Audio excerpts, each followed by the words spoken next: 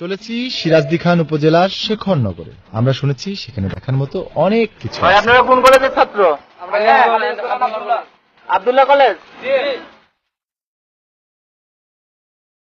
আমরা এখন যে নদীটি পার হচ্ছি সেটি পুরাতন ইসামতি নদী।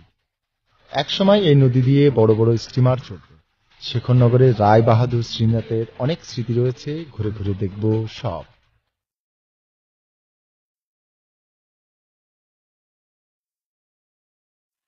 আমরা এখন এসেছি বহুকালের পুরাতন কালী মন্দির দেখতে। শুনেছি পুজোর সময় এখানে দেশ বিদেশ থেকে লক্ষ লক্ষ ধর্মপ্রাণ হিন্দুরা আসেন পুজো দিতে এবং এখানে তখন বলি দেওয়া হয়। তো দেখুন শেখরনগর কালী মন্দির।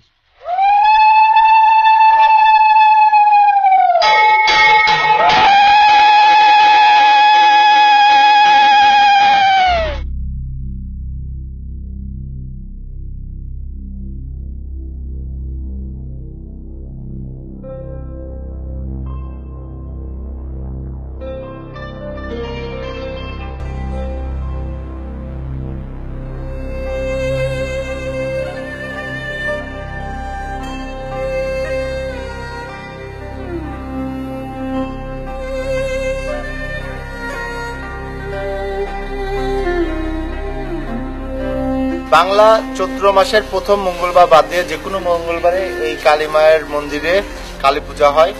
তখনই বিশেষত এখানে বলি দেওয়া হয়, আর বলি দেওয়া হয় অসংখ্য পাঠা, মোরগ এবং উড়ানো হয় অনেক কবুতর। আচ্ছা, বলি দেয় কিভাবে? বলি পূজার সময় আর কি ওখানে রামদাদে বলি দেওয়া হয়। কিভাবে দেয়? রামদাদে আর কলা। রামদাদে কত বড়? ভারী খুব?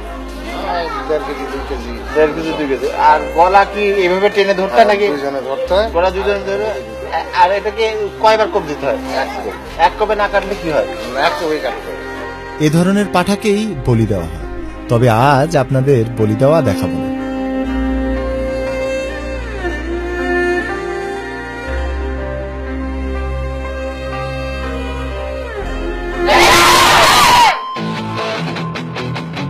রায় বাহাদুর স্কুলের মাঠের পাশ দিয়ে বয়ে যাওয়া ইছামতি নদীতে রয়েছে অনেক পুকুর। চলুন তাদের সাথে কথা বলা। আপনারা কি এখানে থাকেন নাকি আসলেন? এখানে থাকেন। আর বেচা বিক্রি করেন কোথায়? আপনারা কি ভোটার হয়েছেন? Very good. আপনারা জানেন বেদেরা নৌকায় বসবাস করে, নৌকাই তাদের ঘর বাড়ি। এক রুমের এই ছোট্ট ভাসমান ফ্ল্যাটে কি কি আছে তা একবার দেখে নিন। কি জামা কাপড় বিক্রি করেন? মেক্সি কাপড়, শাড়ি কাপড়। আপনি বাইরে এসে দেখান। আপনার এই নৌকায় কি টেলিভিশন আছে? টেলিভিশন দেখা যায়? টেলিভিশনটা নষ্ট হয়ে যায় আর কি। আগে দেখা যেত। এই বেদেরা টয়লেট করে কোথায়? দেখুন টয়লেট নাই, সব আছে, টয়লেট নাই।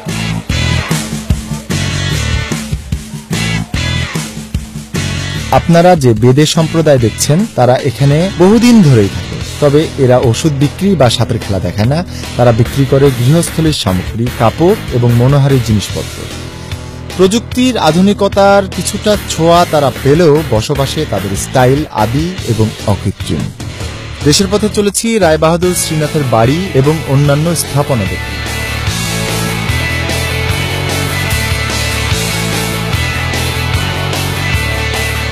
এক সময়ের প্রতাপশালী এবং সমাজসেবক জমিদার রায় বাহাদুর শ্রীনাথ থাকতেন এই বাড়িতেই।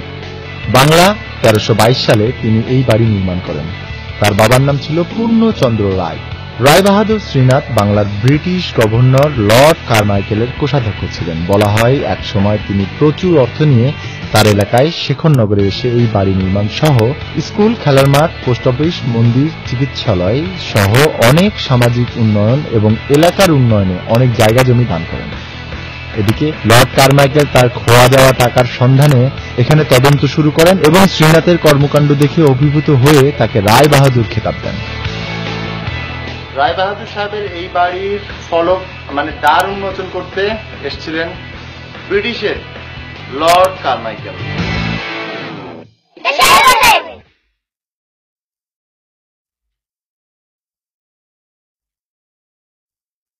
এটি রায় বাহাদুর শ্রীনাথের সেই দাতব্য চিকিৎসালয় যা প্রতিষ্ঠিত হয়েছিল 1322 বঙ্গাব্দে।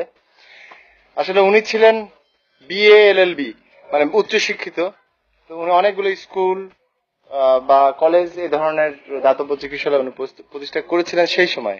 দেখেন লেখাপড়ার কি গুণ। এই দাতব্য চিকিৎসালয়টি উদ্বোধন করতে সে সময় লর্ড কারমাইকেল এসেছিলেন এই গ্রামে। সে সময় এটি ছিল এই এলাকার একমাত্র চিকিৎসালয়।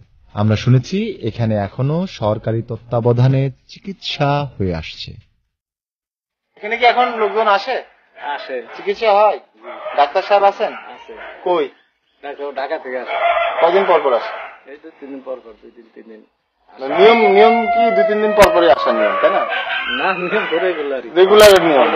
ডাক্তার এবং অন্যান্য কর্মচারী এই দাতব্য চিকিৎসালয়ে যারা কাজ করবে তাদের জন্য সেই সময় রায় বাহাদুর সাহেব এই কোয়ার্টার গুলো তৈরি করছেন।